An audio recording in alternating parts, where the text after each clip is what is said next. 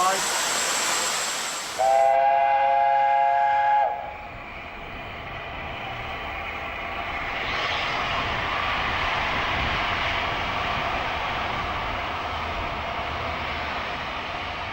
During the last weekend of February 1999, the A4 Pacific Sir Nigel Gresley was the star turn at the East Lancashire Railway's Winter Gala event. The tunnel outside Bury Station gives the journey a dramatic beginning, reminiscent of departures through the tunnels at King's Cross all those years ago.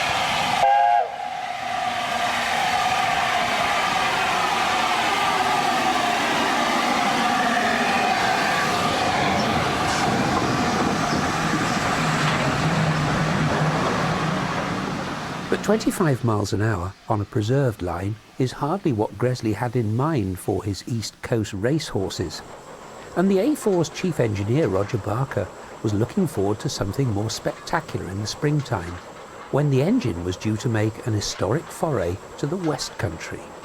60007 still had her mainline ticket. It was due to expire soon, so her owners wanted to make the most of it, not least because they needed the income to pay for a heavy overhaul expected to cost 6 figures. The plan was to take a rail tour right down to Plymouth behind the blue snowplough. Sister engine Mallard had been there during the 1948 locomotive exchanges. Now Sir Nigel Gresley would follow in her tracks.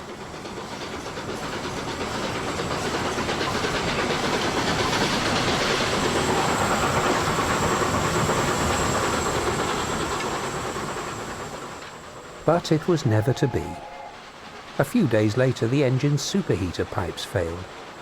Now they'd have to find a suitable substitute to uphold the honour of the LNER in the West Country.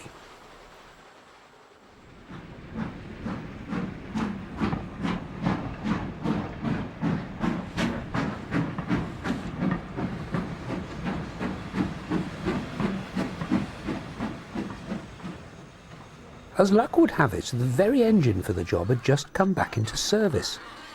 So often in steam days, when a Gresley Pacific failed, its train would be taken over by one of his mixed traffic engines of the V2 class. And now the only survivor, the National Railway Museum's Green Arrow, was back from heavy surgery, as the museum's curator of operations described. Well, quite an extensive boiler overhaul. The outer wrapper of the firebox was renewed. The bottom 9 inches of it was renewed throughout. Really extensive repair, stay renewal, and foundation ring rivets all replaced, etc. Very, very extensive overhaul. And we had troubles initially when the boiler was first steamed with leaking stays and etc. Most of that work is largely cleared up now. The Great Western Express layout, as on King Edward I, was the 460 wheel arrangement. Gresley's 3-cylinder V2 was a very different machine in almost every respect. Yes, the engine's a 262 Prairie type wheel arrangement, and with the trailing truck, a very odd arrangement of trailing truck, single axle at the back of the loco. It takes the weight of the back of the firebox and relieves. The V2 is quite a heavy engine for a 6-coupled engine, and so it takes some of the back of the weight of the firebox from the trailing coupled axle. V2s never reached Devon, where the Kings had reigned supreme with their ability to dig in on the banks. The idea was with the 460s that with the train hanging back on the banks, then most of the weight was the Dijon weight. But as I say, you've still got very heavy sort of 22-ton axle load on the V2, and she's very sure-footed. In 24 hours' time, Green Arrow would be making railway history. For now, though, she was living in the lion's den, surrounded by GWR machinery. Railtours was confident Green Arrow would acquit herself well. Back in the 30s, Gresley had designed her to be able to tackle almost anything. I think Gresley at that time had inherited a lot of old pre-group freight engines and to some extent mixed traffic engines. He wanted a good, solid, modern engine to his own design that would do virtually any passenger work and any goods work, especially fitted freight work, a lot of fitted van trains, that sort of thing. He built an engine that would, as I say, support the Pacifics with their passenger work in case of their non-availability, and one of these engines always laid over at Peterborough North in case anything coming from King's Cross, and I've seen it happen several times in my boyhood. One of these engines would step straight in. One of the engines that failed was Madge Wildfire. What a marvellous name that was. And so the engine you're looking at here, the firebox is the same as the A4, like Mallard's or Nigel Gresley, the same as the A3, which is like Flying Scotsman, but of course with a smaller boiler, a shorter boiler. So the steaming capacity and the heat transfer is very good indeed. A smaller wheel, better adhesion with big heavy trains, and still capable of running to 80 miles an hour and so. As the hours ticked away, the support crew from the National Railway Museum were hard at work on the engine. Today we've been over the pit, all the axle boxes have been checked, lubrication to every mechanical point of the 2-to-1 gear, some grease points, some oil points. The tender's been filled with water. We're in the process of setting up the coaling for this afternoon.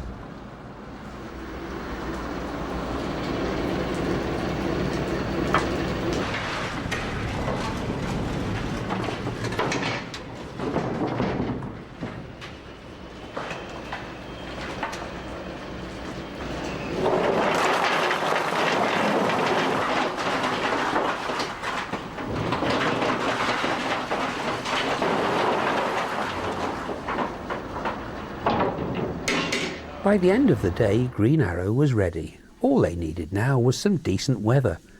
But what the Met men were promising was a violent storm.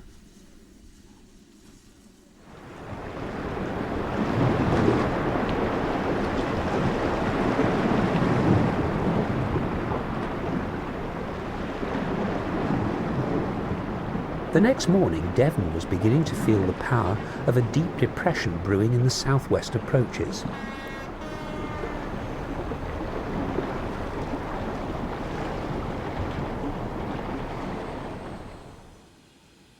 Didcot was in a different world, blue skies and fluffy clouds. It looked like any other lovely Easter day as the duty locomotive moved off shed. The Great Western Society's 042 tank engine was fresh from overhaul itself and, like Green Arrow, looked resplendent in the spring sunshine.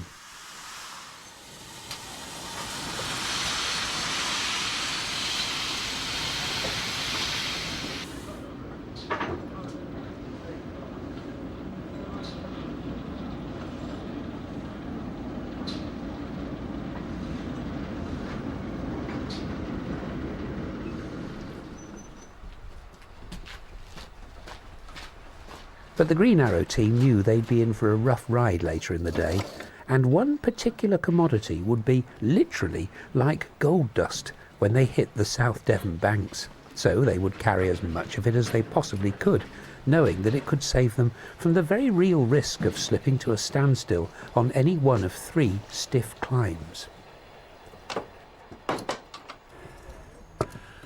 A steam locomotive not only needs water and coal and oil, but it needs this stuff, which is sand, pure dry sand. When an engine's working hard, especially on the severe gradients of the South Devon banks, there is a tendency to slip on the rails. And sand, believe it or not, is the one thing that can stop it. So it's vital, as much as coal and water. If it's very wet, rail, then adhesion is virtually as good, oddly enough, as on a dry rail. It's when you get frost and mist on the rail that you tend to lose your grip. But the LNER engines are pretty well equipped. They have steam sand and gravity sand, so the steam forces the sand through a jet between the rail and the wheel, and of course the gravity, it just goes out from a pipe very close set between the rail and the wheel. It was time to hand the engine over to the EWS footplate crew. The traction inspector for the whole trip was the celebrated Bristol driver Brian Dudley Ward, who started out on Eastern Region steam and was relishing taking the first V2 to the West Country.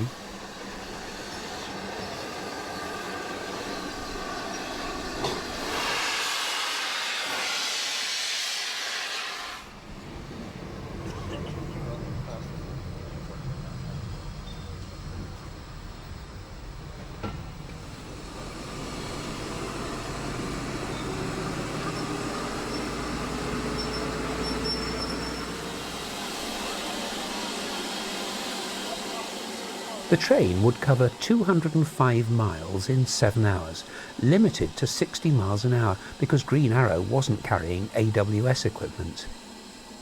There'd be water stops at Newbury and Frome, and at Exeter, where they'd also replenish the coal. The driver and fireman, Dave Davis and Chris Greystone from Old Oak Common, would be relieved at Westbury by Bristol men. They were 2 minutes and 40 seconds late leaving, but were about to make a sprightly getaway, and the 388-ton train would be moving at a mile a minute within 5 miles.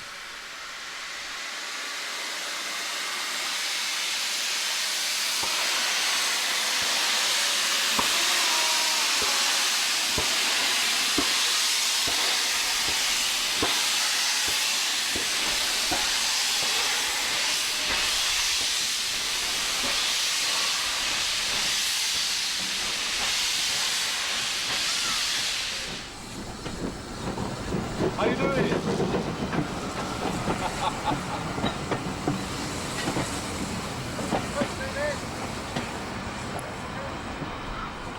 Tour organiser Andy State prepared to welcome his customers aboard. The buffet bar is open if you're in standard class towards the front of the train, and if you're in first class towards the rear. So sit back, relax. Next stop should be Newbury Racecourse, where Green Arrow is due to take water. Thank you.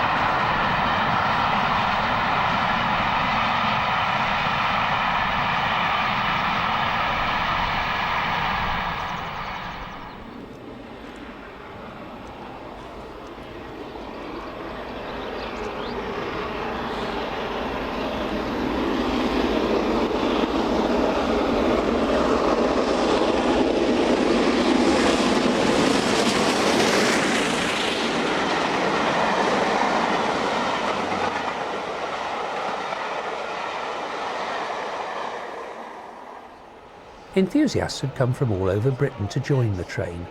The railway world was fascinated to see how Green Arrow would cope with Whiteball, Dainton and Rattery banks. Among those poised with their stopwatches was Alistair Wood from Dunblane.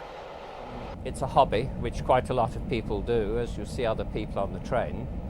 And this is the first time, as far as we know, that this engine has been on this line and over the South Devon banks.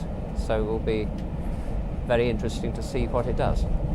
It's another day out. I tend to do this most weekends. So.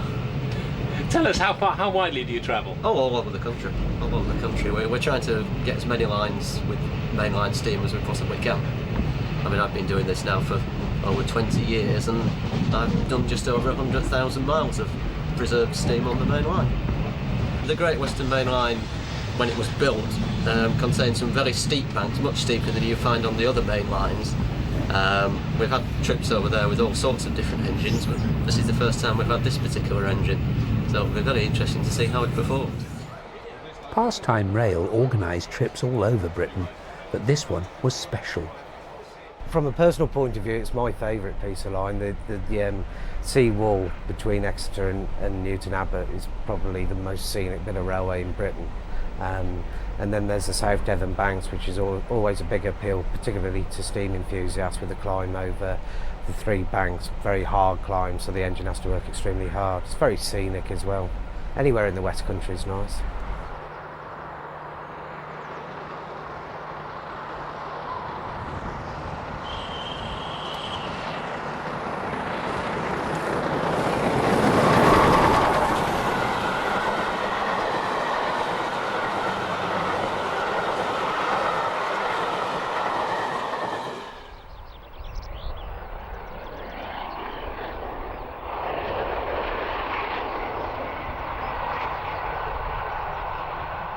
As the train approached its first water stop, which would be at Newbury Racecourse, nobody, it seemed, had noticed that something was missing. The train was supposed to be carrying a Mayflower headboard, celebrating the fact that its destination was the point of departure for the ship that carried the Pilgrim Fathers.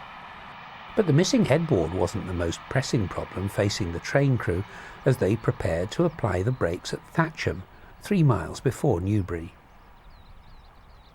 Their dilemma, as they eased through the racecourse station, was where to stop. Somewhere round here was a hydrant. In fact, it's marked by the blue plastic markers, but not surprisingly they run right past it, for the markers are all but invisible from the footplate.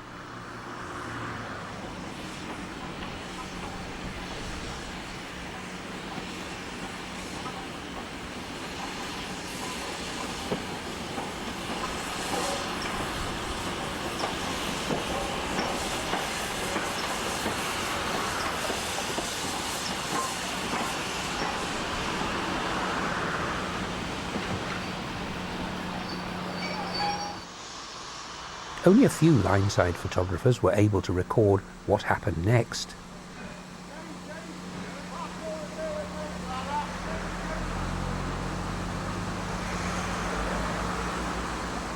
The train was forced to set back, and later on Railtours would realise that the headboard was still in the support coach.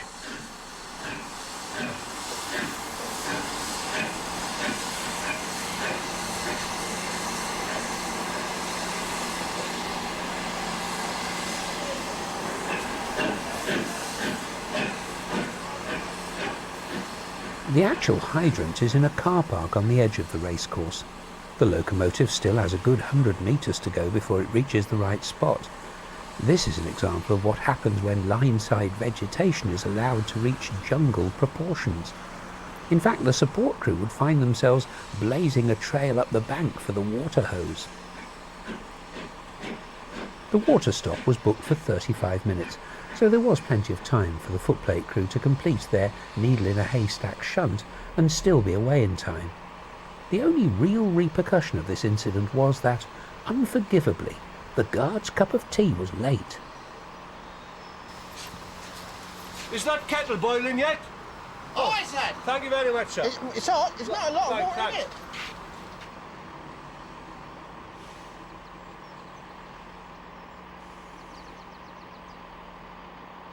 Headboard in position, and now hiding shyly behind a smokescreen, Green Arrow set off again for the short stroll to Newbury Station, where there was a booked 2-minute stop.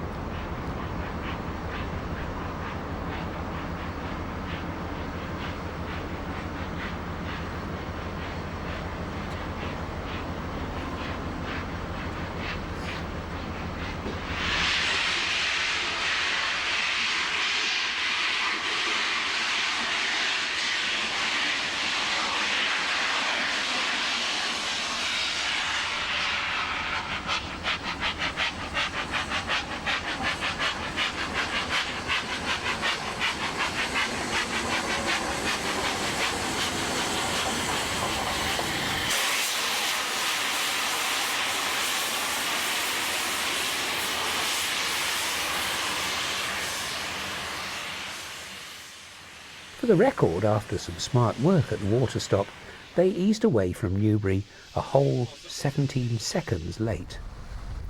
Ahead of them, the famous stretch past Crofton Pumping Station, which sits above the lovely Kennet and Avon Canal. The photographers wait for Green Arrow, the Sunday mountain bikers scurry past, and on the canal itself, a single mallard. 50 years on, the LNER is coming back in style.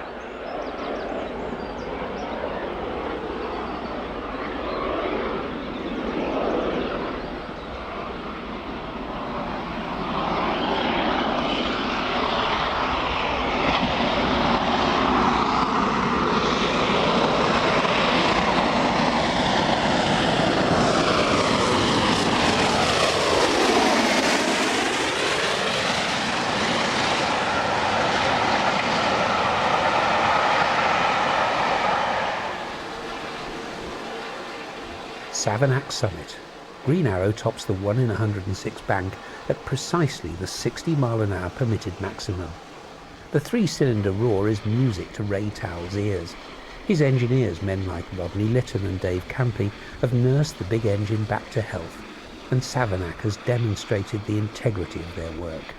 Well, we were climbing Savernake Summit, which is quite a climb, borders the Kennet and Avon Canal, beautiful run up there, sweeping grades, and we topped the summit something like 50 miles an hour, I would say, going really well.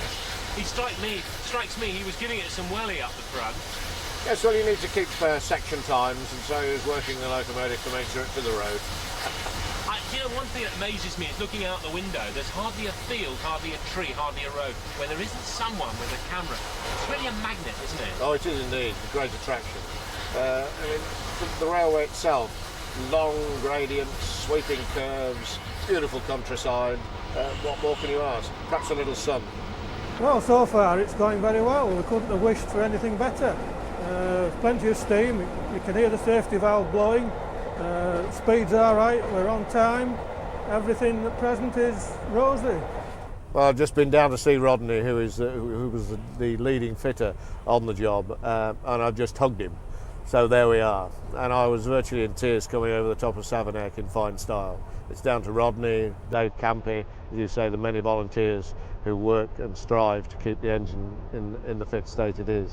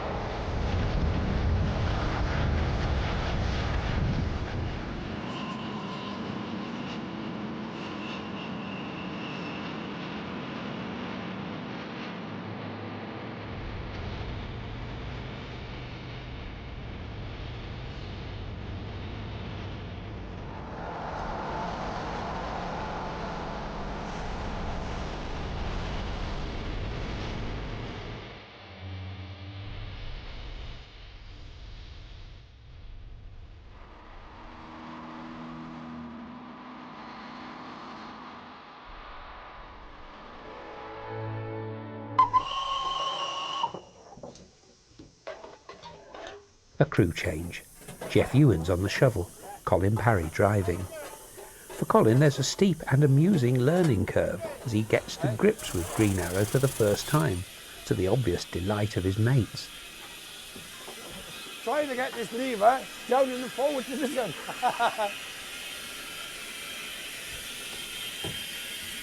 We run away now? You give us a... All right then, let's go away. Here we go, gentlemen.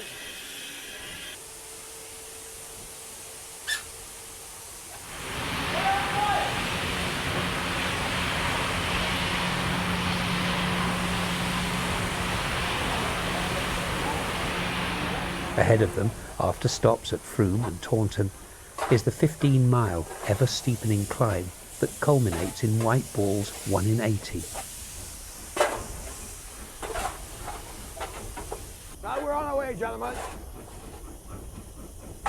By the time they get to Exeter, they'll have been travelling for 4.5 hours. The fire will be very dirty. It'll need completely rebuilding in just 60 minutes. Well, you go to a good trip.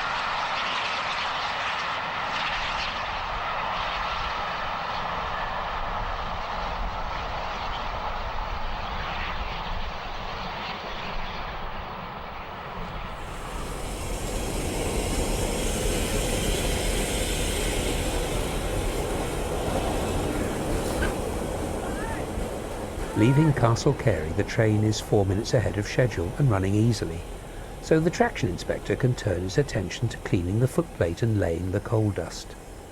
For these long-serving engine men, it's just like old times, and though it may be a third of a century since the demise of steam, the skills are never forgotten. But the EWS men aren't the only people on the footplate who can remember those days. The support crew member on this section, Jim Sarney, fired V2s out of Marylebone in the 60s. It's something that I never ever thought I would do again. I mean, when steam went off the railways, we all thought that was it. I brought a steam road locomotive because I thought I must get steam from somewhere. And at that time, no one, I don't think, on BR ever thought that steam would return, and they really didn't. And today, it's special for me because Green Arrow on the front is an engine which I was very familiar with when they were working for a living on the railways. And I've got many fond memories of the Green Arrows and the A3s working from out of Marylebone, of course, to Nottingham and Sheffield and Manchester. And of course, we were very lucky because it was a joint line. It meant that we got Great Western engines and LNER engines and LMS engines, so it was a nice piece of railway to be associated with. Green Arrow has reached the first of the rain, the start of a 100-mile battle against the elements.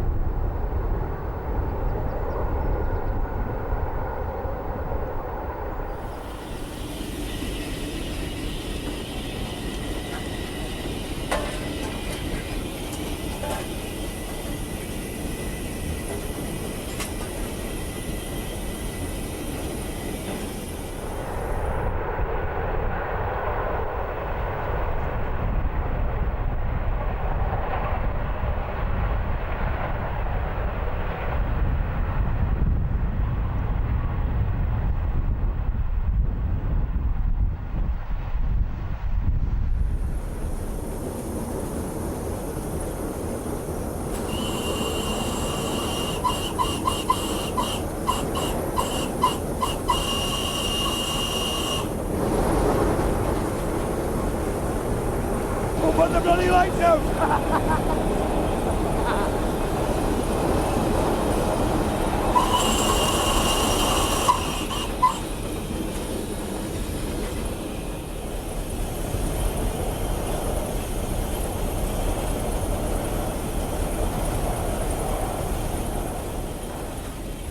Green Arrow is steaming really well, but while Colin Parry relaxes into the job, the fireman and traction inspector are thinking about the boiler demands ahead.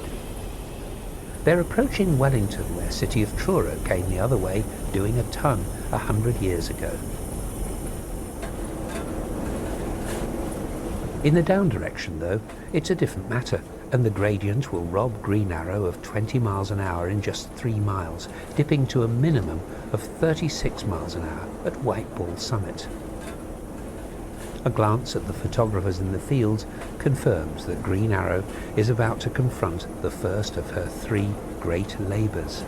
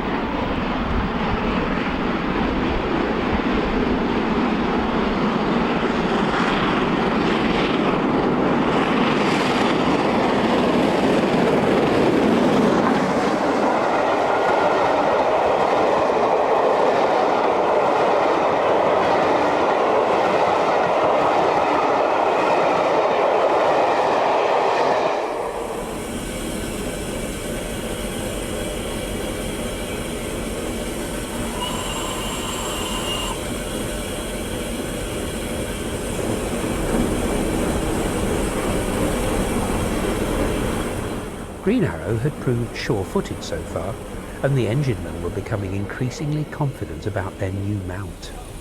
Colin Parry was later to say that the V2 felt at least as capable at these speeds as the longer-legged A4s. Now it's downhill all the way to Exeter, and this is their chance to have a good look at the fire. And the traction inspector is already working away with the irons. This is the section where the railway runs alongside the M5 motorway for several miles near Tiverton. A wave to the motorists from Colin Parry, but everyone else is too busy to pay much attention. One driver has rigged up a video camera on the back seat, but rail safety rather than road safety is their concern, and seeing people on the trackside, let alone without high visibility vests, always puts the engine men on edge.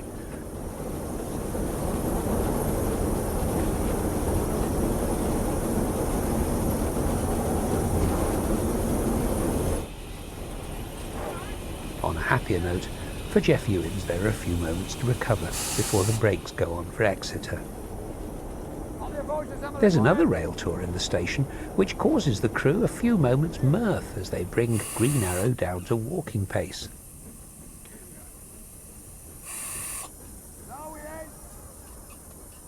They don't yet know that the coal delivery they're supposed to rendezvous with can't get within 100 yards of the engine, so several tons of coal will have to be humped manually to the tender, and that will put the rest of the trip in jeopardy.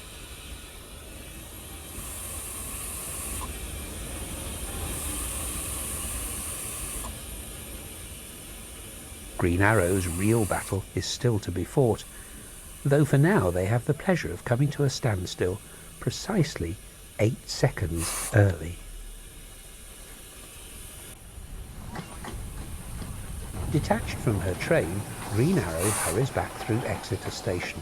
There's no time to lose. Jim Sarney's droll humour can't disguise their plight. I'd like to buy some coal, sir. Very good quality stuff. Time that should have been spent servicing the engine and rebuilding the fire is wasted carting bags of coal along the platform.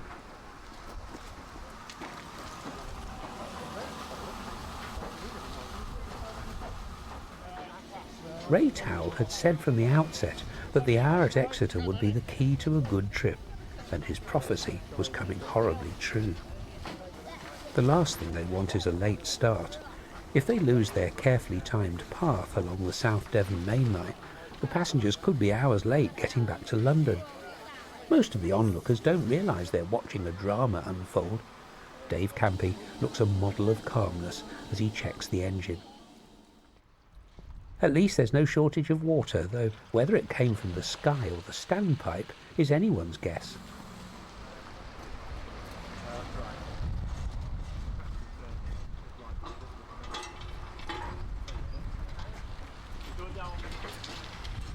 The last of the coal comes aboard, and only just in time for Green Arrow to resume her place at the head of the train, which has been shortened by one coach to give them a 350-ton trailing load. She'll leave Exeter 6 minutes late, but fate has more tricks to play on them yet. The Leeds Plymouth HST is running 50 minutes late, and is likely to cause knock-on problems for the Valiant steam loco.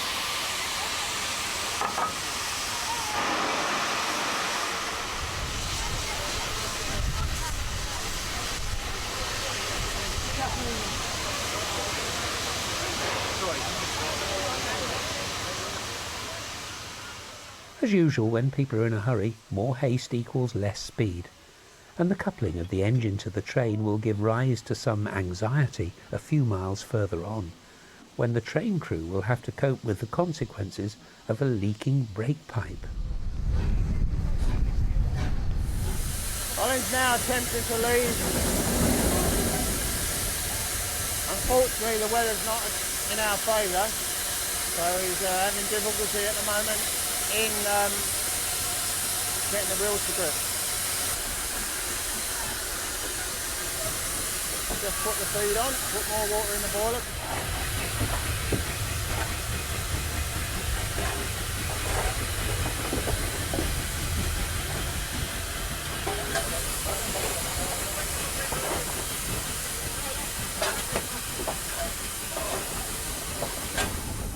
Jeffrey's now making the fire up, and it's a wide firebox on these locomotives. So the basic idea to fire to this engine is to keep the fire well up in the back corners of the loco, and have a thin fire at the front.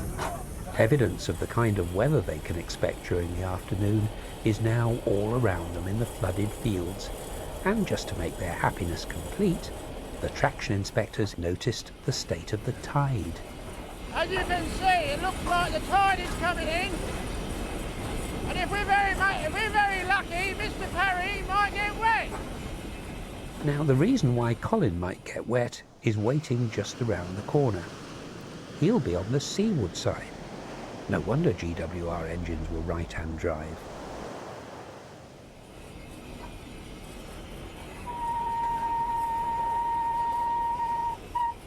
For now, though, Green Arrow is passing the calmer waters of the River Exe estuary.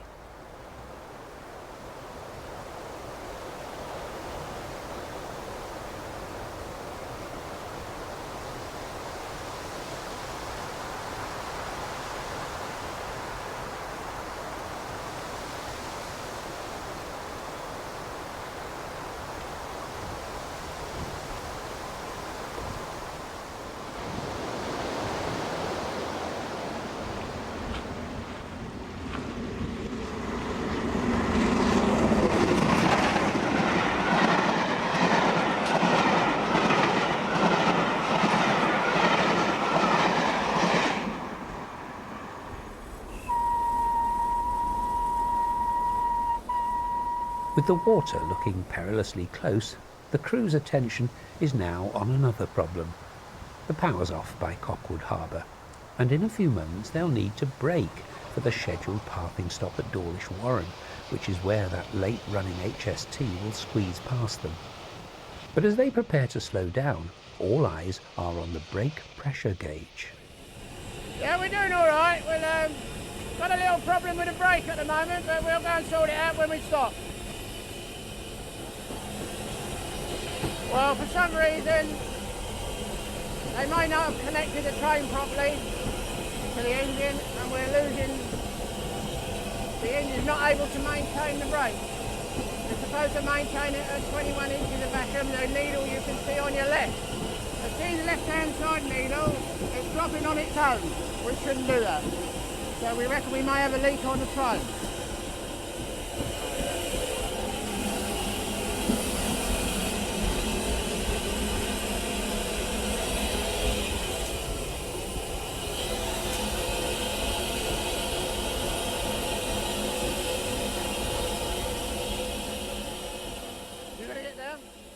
They still don't know that the train from Leeds to Plymouth is out of its path, and that on the long track sections of South Devon it could well cause them a series of signal checks right where they don't need them.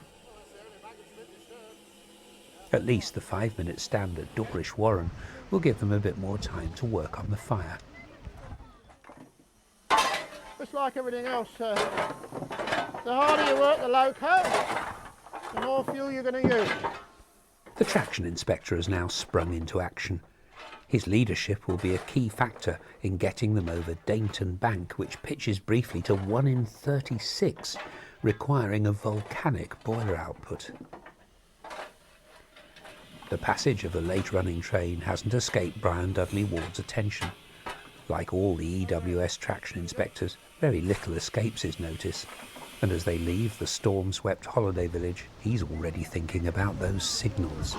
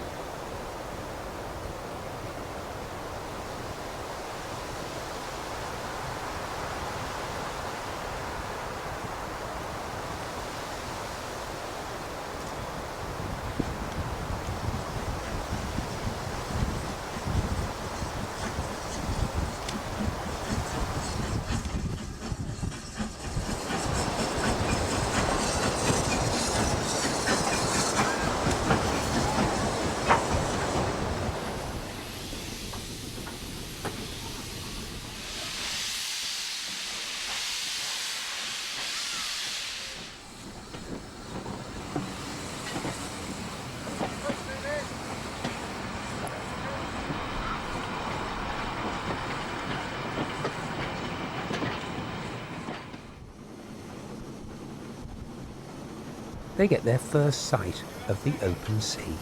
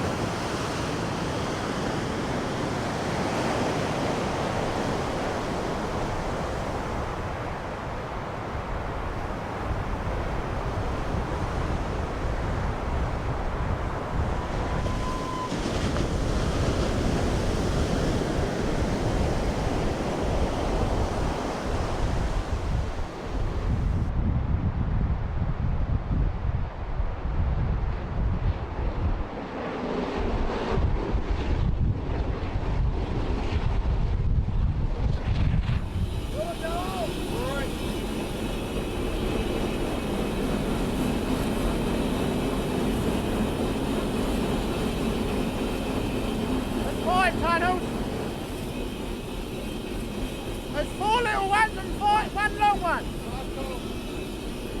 1 long one.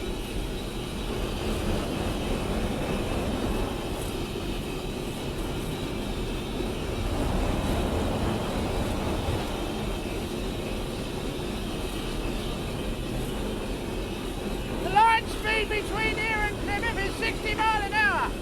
So we should technically be able to do it the same time as an HST. This HST, to be precise. Green Arrow's 60-mile-an-hour maximum is the same as the line speed, so the steam engine is already in Newton Abbot, keeping pace as the train from Leeds climbs Dainton Bank.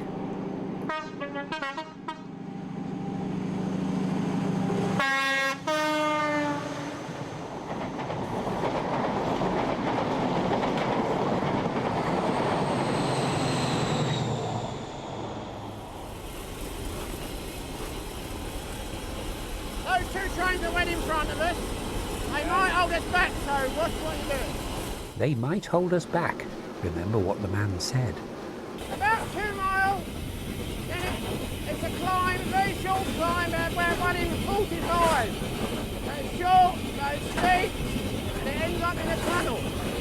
When we go over the top, we drop down all the way into the top there. Through top there, then we climb up another bank. Alright, now what you do? We'll find out. Should be alright.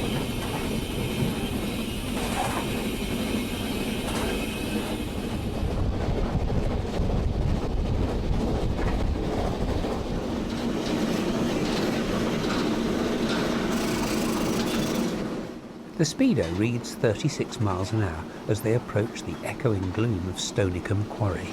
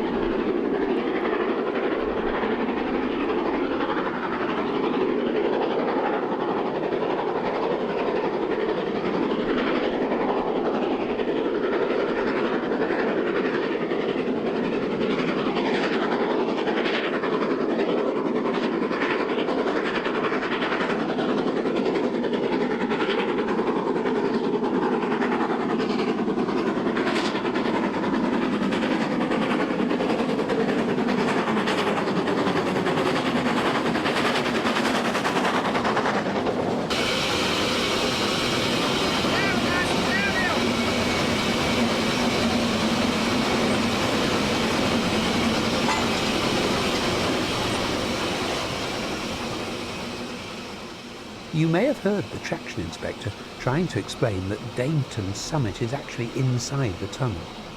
Their speed has fallen from 47 to 21 miles an hour in less than 2 miles.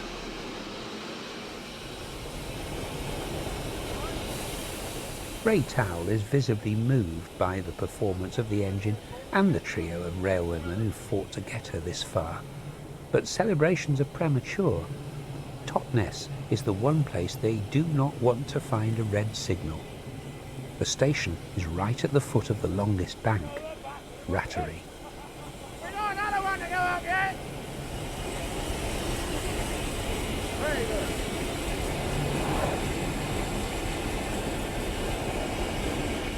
The crew are cheerful, but their day has hardly been glamorous.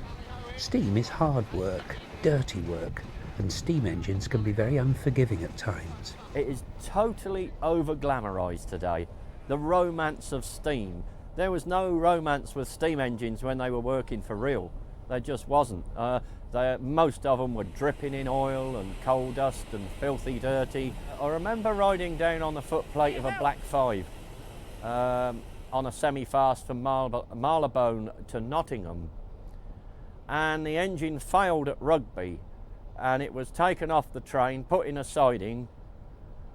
Another engine was sent for, which took 2 hours to arrive, with a train full of people, and it was a Class 9F, and away we went again. And this Black 5 was cut up for scrap in Rugby station yard, and so we set off on a semi-fast train with it, and it got cut up for scrap before it ever got to Nottingham. You know, it's those were the sad days of steam. And these are the happy moments. At Totnes, Green Arrow meets its second 14XX of the day, and Ray Towell records this wonderful little moment of history. But then, the brakes.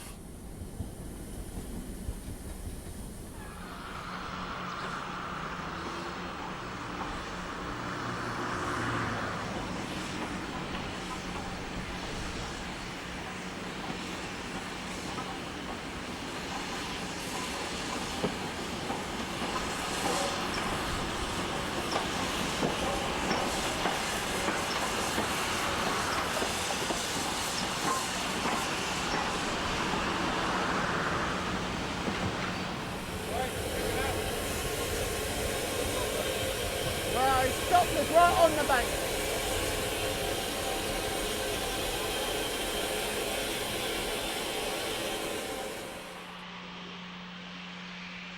A dead stand at the foot of Rattery Bank on a foul day. We didn't need this, especially this weather. See what I mean? And we've got a bank to climb now.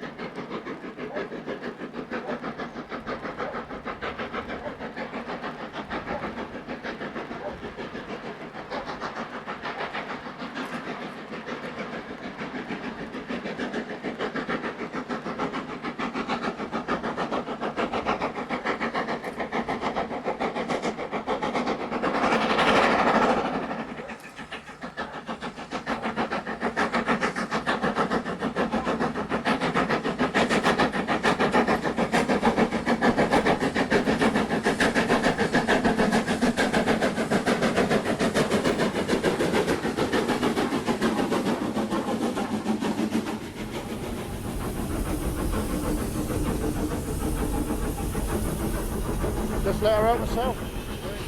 Well, we come to a stand at a very bad spot. So now we're having to let the engine do its own thing. If we try and force it, then we'll get ourselves in a lot of trouble. So the engine's going to have to do it, help itself, and we'll get there. Have no fear, we'll get there. All right, Cole?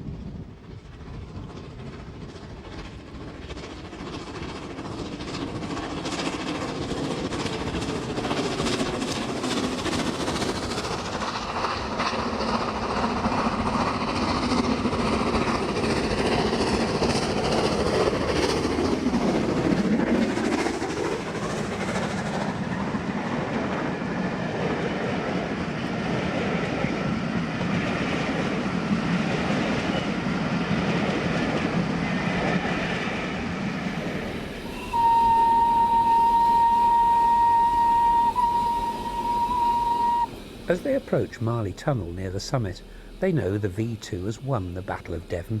From here, it's all downhill to Plymouth.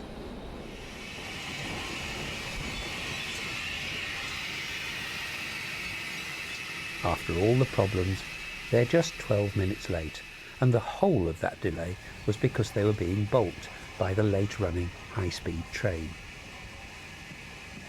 In the war, when V2 locos took 20 coach loads, many a wise engineman rated these maids-of-all-work as Gresley's finest design, and few people at Plymouth would have argued.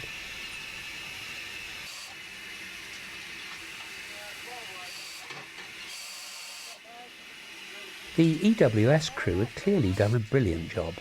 Railtours was full of praise for the way they'd handled Green Arrow on the greasy rails at Rattery. They'd been calm in a crisis, allowing the engine to find its way up the bank when any temptation to fiddle around with the controls would have been disastrous. Beautiful. The two trains that went in front of us from Dawlish Warren Because the sections are long after Newton Abbot, they haven't got enough time to clear. So we always catch trains up there, even with the post office train. So it's always going to happen. The only way you're going to get away with it is hold back for 5-10 minutes, but because you can't do that.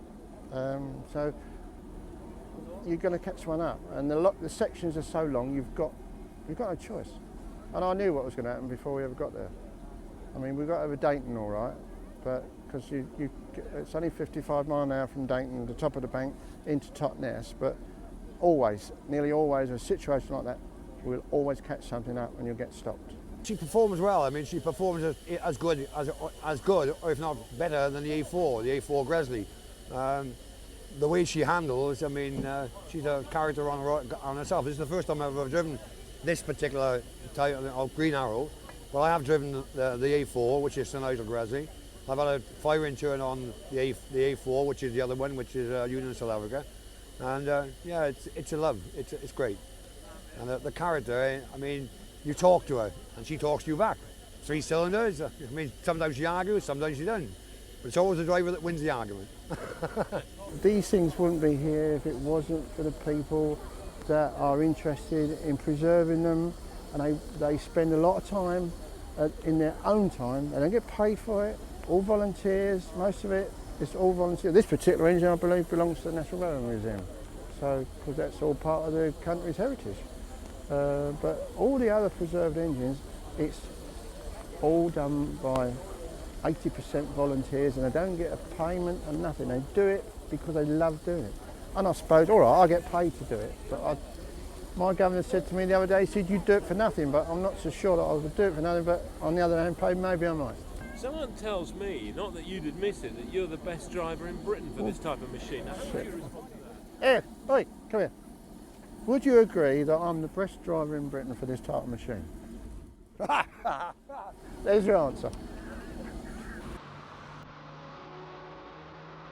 Green Arrow's day wasn't over.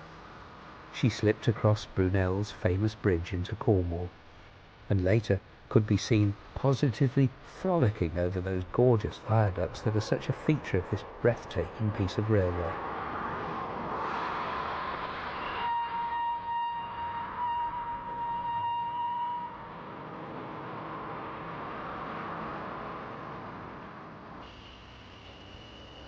She was heading for Bodmin, and reappeared tender first plus support coach to take up temporary residence on the Bodmin and Wenford Railway for a working holiday.